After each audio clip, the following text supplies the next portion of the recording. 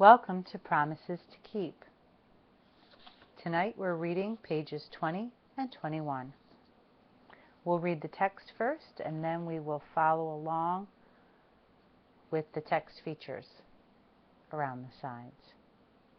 Let's start on page 20. You should have your book out and open to page 20. It says, in spite of the inequities in the armed forces, black soldiers served their country. In preparation for World War II, the U.S. government formed a training school for black pilots.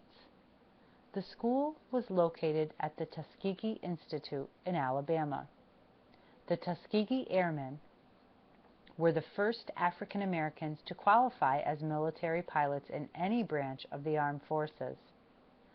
By the end of World War II, almost 1,000 had won their wings at Tuskegee Army Airfield.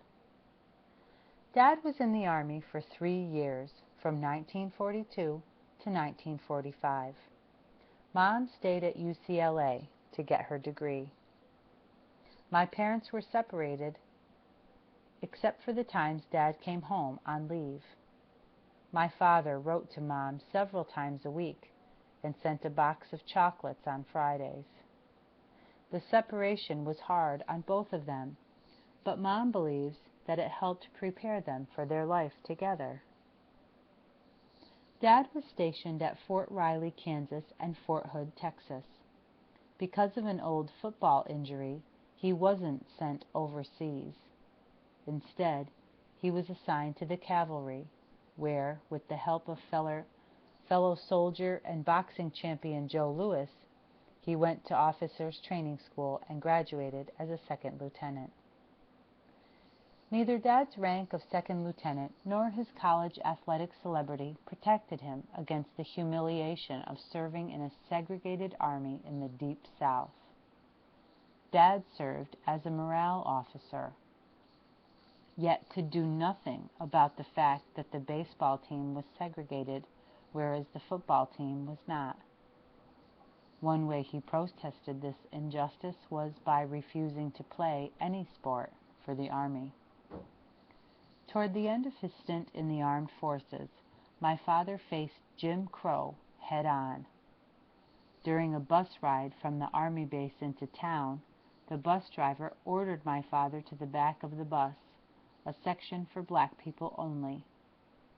Dad ignored the command. He knew his rights as a soldier. An argument followed, and Dad was arrested. Later, he had to defend himself in military court. The charges were dismissed.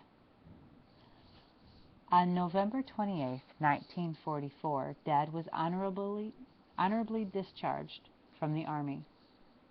A year later, America and her allies declared victory over Hitler. With the war over, attention turned to peace at home. Let's take a look at the text features here. We see on page 20 a photograph, and it says, Dad graduated from Officers Training School as a second lieutenant. And then down at the bottom, it says, the Tuskegee Airmen. More than 1 million black men and women served in the World War II armed forces. Many black entertainers joined tours of Army camps. On the home front, black civilians worked in the war industries. On page 21 it says, Dad was on leave from his Army base.